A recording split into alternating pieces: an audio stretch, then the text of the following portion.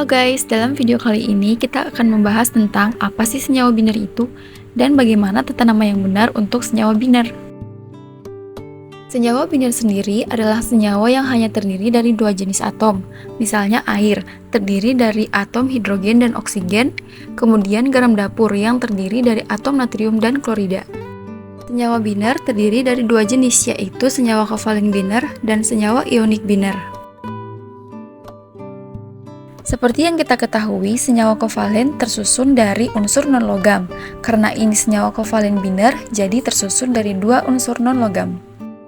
Untuk penamaannya, unsur pertama menggunakan awalan Yunani, kemudian unsur kedua menggunakan awalan Yunani pula dan ditambah dengan akhiran ida.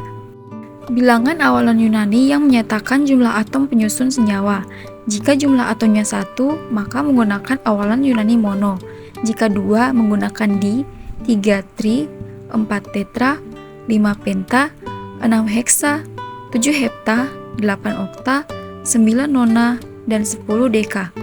Awalan Yunani 1 atau mono pada unsur pertama tidak perlu disebutkan. Untuk lebih jelasnya, perhatikan contoh-contoh berikut. Senyawa yang pertama ada N2O5. Unsur yang pertama yaitu nitrogen dengan jumlah 2 dan unsur kedua oksigen dengan jumlah 5. Jadi namanya dinitrogen pentaoksida. Oksigen menjadi oksida. Senyawa yang kedua ada Cl2O7 yang tersusun dari unsur pertama yaitu klor dengan jumlah 2 dan unsur kedua oksigen dengan jumlah 7. Jadi namanya diklorhektaoksida. Senyawa ketiga ada CS2 yang tersusun dari unsur pertama karbon dengan jumlah 1 dan unsur kedua sulfur dengan jumlah 2. Mono pada unsur pertama tidak perlu disebutkan, jadi namanya karbon disulfida, bukan monokarbon disulfida. Contoh yang terakhir ada senyawa CO yang tersusun dari unsur pertama karbon dengan jumlah 1 dan unsur kedua oksigen dengan jumlah 1. Mono pada unsur pertama tidak perlu disebutkan, jadi namanya karbon monoksida, bukan monokarbon monoksida. Selanjutnya kita masuk pada bagian senyawa ionik biner. Kita semua tahu bahwa senyawa ionik terdiri dari unsur-unsur logam dan non-logam. Senyawa ionik merupakan ikatan dari ion positif yang disebut kation dan ion negatif yang disebut anion. Dalam sistem periodik, logam terbagi menjadi dua, yaitu logam yang terdapat pada golongan utama atau golongan A dan logam-logam yang terdapat pada golongan transisi atau golongan B. Nah, yang pertama kita akan membahas tentang bagaimana menamai senyawa ion yang logam-logamnya terdapat pada golongan utama. Untuk kation atau ion positif, muatan sama dengan nomor golongan, kecuali Sn2+ dan Pb2+. Contohnya Li terdapat pada golongan 1A, jadi muatannya adalah Li+.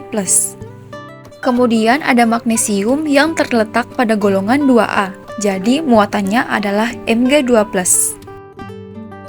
Anion atau ion negatif, muatan ion sama dengan nomor golongan dikurang 8. Misalnya S atau sulfur terletak pada golongan 6A, jadi muatan ionnya 6 dikurang 8 sama dengan -2. Sehingga ditulis S pangkat 2-. Untuk penamaannya, nama logam ditambah akhiran ium dan nama non-logam ditambah akhiran ida. Untuk lebih jelasnya, perhatikan contoh-contoh berikut. Contoh yang pertama ada senyawa MgCl2 yang tersusun dari logam magnesium dan non-logam klor, sehingga namanya adalah magnesium klorida. Perlu diingat bahwa ini adalah senyawa ionik biner, bukan senyawa kovalen biner, jadi tidak perlu menggunakan awalan di pada klorida. Kemudian contoh yang kedua ada Ca3N2, di mana tersusun dari logam kalsium dan non-logam nitrogen, jadi namanya kalsium nitrida ya guys, bukan trikalsium dinitrida. Contoh terakhir ada Ca2C yang tersusun dari unsur logam kalsium dan non-logam karbon, jadi namanya adalah kalsium karbida. Selanjutnya kita akan membahas tentang senyawa ionik biner yang logamnya terletak pada logam golongan transisi atau golongan B. Untuk penamaannya, nama logam ditambah dengan bilangan oksidasi yang ditandai dengan angka Romawi, kemudian nama non-logam ditambah dengan akhiran ida. Jadi, di sini kita harus paham kembali bagaimana penentuan bilangan oksidasi atau biloks. Nah, di sini ada yang pertama FeCl2. Cl adalah golongan 7A, jadi biloksnya adalah -1. Karena di sini Cl-nya ada 2, jadi biloksnya adalah -1 dikali 2 menjadi -2. Agar seimbang atau netral, maka berapa ditambah dengan -2 yang menghasilkan 0? Plus 2. Jadi, bilangan oksidasi dari Fe adalah plus 2. Diingat ya.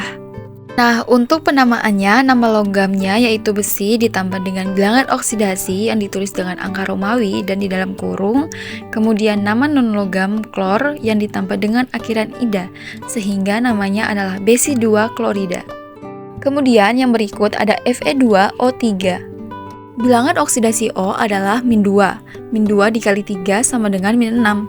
Berapa ditambah dengan -6 yang menghasilkan 0? Plus 6. Karena Fe-nya ada 2, jadi 6 dibagi 2 sama dengan plus 3, sehingga didapatkan biloks dari Fe adalah 3. Jadi, nama dari Fe2O3 adalah Besi3 oksida. Oke guys, selesai sudah pembelajaran kali ini. Semoga bisa bermanfaat ya.